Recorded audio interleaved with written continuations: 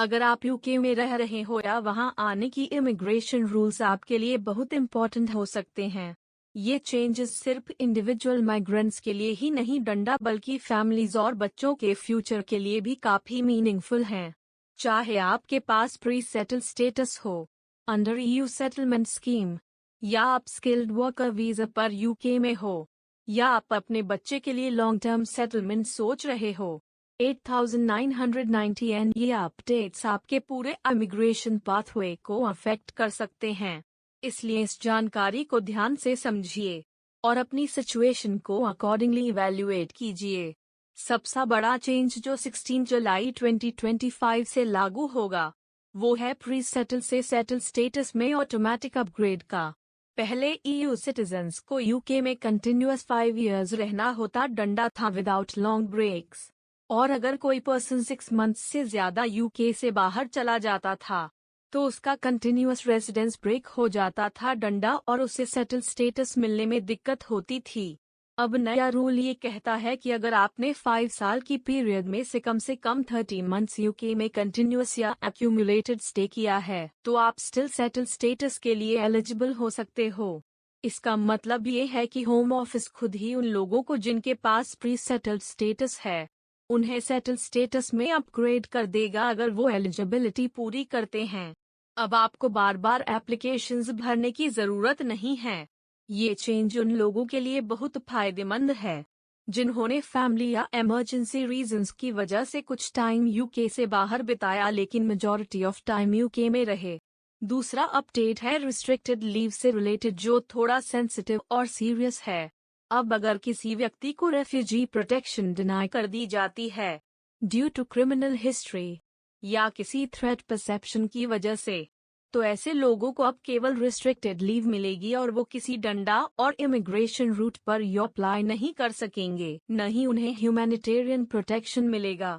ये clearly signal करता है कि यूके गवर्नमेंट डंडा अब उन लोगों के लिए जीरो टॉलरेंस अप्रोच अपना रही है जिन्हें किसी वजह से हाई रिस्क माना गया हो। ये रूल बहुत सारे लोगों पर डायरेक्टली अप्लाई नहीं होता, लेकिन ये समझना जरूरी है कि यूके अब कौन से लीगल स्टैंडर्ड्स को प्रायोरिटी दे रहा है। तीसरा अपडेट 17 जुलाई 2025 से लागू होगा जो यूएस गवर्नमेंट एम्प्लॉयज से जुड़ा है जो यूके में डिफेंस कॉन्ट्रैक्ट्स या मिलिट्री इक्विपमेंट से जुड़े काम पर हैं। ये रूल जनरल माइग्रेंट्स या उनके डिपेंडेंट्स पर लागू नहीं होता है डंडा, इसलिए इसे जल्दी स्किप करते हैं। अब आते हैं एक मेजर और लॉन्ग अवेटेड चेंज पर जो प्राइवेट लाइफ सेटलमेंट से जुड़ा है डंडा और 29 जुलाई 2025 से लागू होगा। अगर आप यूके में बच्चों के साथ रहते हो या आपका बच्चा यहीं पैदा हुआ है या यहीं पला बढ़ा है तो ये अपडेट आपके लिए बहुत इम्पोर्टेंट है। पहले यूके में रह रहे बच्चों को अगर वो प्राइवेट लाइफ रूल के तहत अप्लाई करते थे तो उन्हें सेटलमेंट के लिए 10 साल वेट करना पड़ता था, लेकिन अब ये रूल सिंप्लीफाई कर दिया गया है।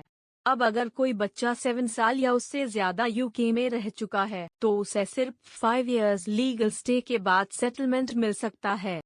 सिर्फ बच्चों के लिए ही नहीं बल्कि ऐसे यंग एडल्ट्स जिनकी एज 18 इयर्स से ऊपर है डंडा और जिन्होंने अपनी लाइफ का कम से कम 50% हिस्सा यूके में बिताया है उन्हें भी अब 5 इयर्स रूट के तहत सेटलमेंट मिल सकता है। अगर किसी चाइल्ड या यंग एडल्ट को 20 जून 2022 से पहले लीव मिला था तो वो भी अब 5 इयर्स रूट के एलिजिबल होंगे। ये चेंज उन फैमिलीज के लिए बहुत राहत देने वाला है जो बच्चों के साथ यूके में लॉन्ग टर्म सेटलमेंट की सोच रहे थे लेकिन 10 साल का वेट उनके लिए मुश्किल था। एक और क्लैरिटी लाई गई है प्राइवेट लाइफ रूट के अंदर। पहले यूके में पैदा हुए बच्चों के लिए थोड़ी एम्बिग्युइटी थी कि उन्हें किस रूल के तहत सेटल किया जाए। अब एक नया पैराग्राफ जोड़ दिया गया है जिससे साफ हो गया है कि यूके में पैदा हुए बच्चे भी वही रूल्स फॉलो करेंगे जो बाहर से आए बच्चों पर अप्लाई होते हैं।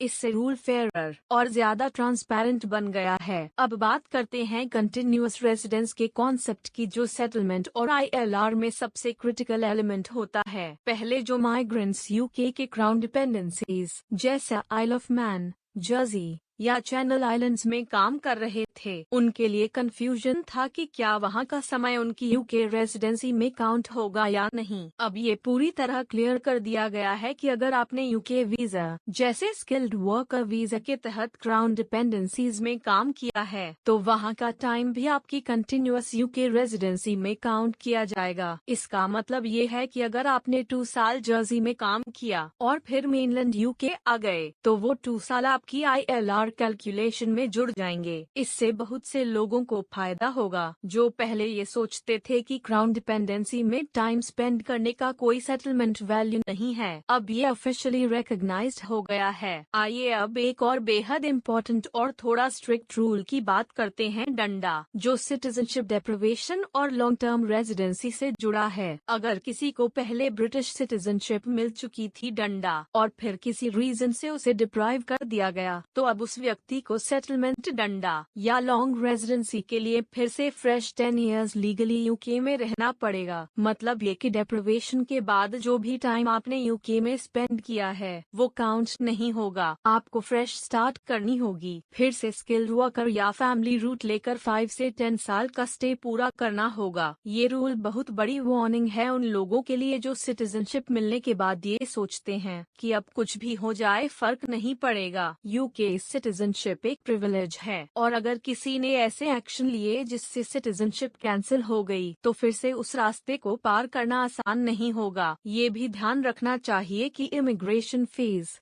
वीजा रिन्यूअल्स, स्पॉन्सर डिपेंडेंसीज, डंडा और एम्प्लॉयर ऑब्लिगेशंस बहुत कॉस्टली और स्ट्रेसफुल हो सकते हैं। इसलिए अगर आपने ये सब एफर्ट किया है डंडा, तो उसे रिस्क में डालने का कोई फायदा नहीं है। अब चलिए एक बार पूरी जानकारी को शॉर्ट में रिकैप करते हैं। प्री सेटल से सेटल स्टेटस में अब ऑटोमेटिक अपग्रेड पॉसिबल है अगर आपने 30 मंथ्स यूके में कंटिन्यूअस या रेलेवेंट स्टे किया है। रिस्ट्रिक्टेड लीव अब सिर्फ उन लोगों को दी जाएगी जिन्हें रेफ्यूजी प्रोटेक्शन डिनाई किया गया है ड्यू टू क्रिमिनल और security reasons. US military staff से जुड़ा रूल मेजॉरिटी लोगों को इम्पैक्ट नहीं करता। प्राइवेट लाइफ रूट के तहत बच्चे जो 7 साल से यूके में रह रहे हैं, डंडा, अब सिर्फ 5 साल में सेटलमेंट के लिए एलिजिबल हैं। यंग एडल्ट्स जो 18 साल से ऊपर हैं, डंडा, और जिन्होंने आधी लाइफ यूके में बिताई है, वो भी इस रूल का फायदा उठा सकते हैं। क्राउन डिपेंडेंसी में बिताया गया टाइम अब यूके सेटलमेंट में काउंट होगा। जिन लोगों की ब्रिटिश सिटीजनशिप डिप्राइव की गई है, उन्हें fresh 10 years legal UK stay करना होगा सेटलमेंट या ILR के लिए। अगर आप इनमें से किसी भी कैटेगरी में आते हैं, डंडा, तो मेरी सलाह होगी कि एक रजिस्टर्ड इमिग्रेशन एडवाइजर से कंसल्ट करें। हो सकता है कि ये न्यू रूल्स आपके लिए अपॉर्चुनिटीज अनलॉक करें जिससे आप या डंडा, आपके बच्चे जल्दी ILR या सेटलमेंट के लिए एलिजिबल हो जाएं। इन्फॉर्मेशन पावर है, जितना ज्यादा आप अपडेटेड रहेंगे उतना ही स्मार्ट और टाइमली डिसीजन ले पाएंगे। यूके का इमिग्रेशन सिस्टम कॉम्प्लेक्स है, लेकिन जब आप सही नॉलेज के साथ प्लानिंग करते हो तो वो आसान बन सकता है। हमेशा याद रखिए कि चाहे आपके पास कोई भी वीजा टाइप हो या स्टेटस, यूके में लीगल रहना, डंडा,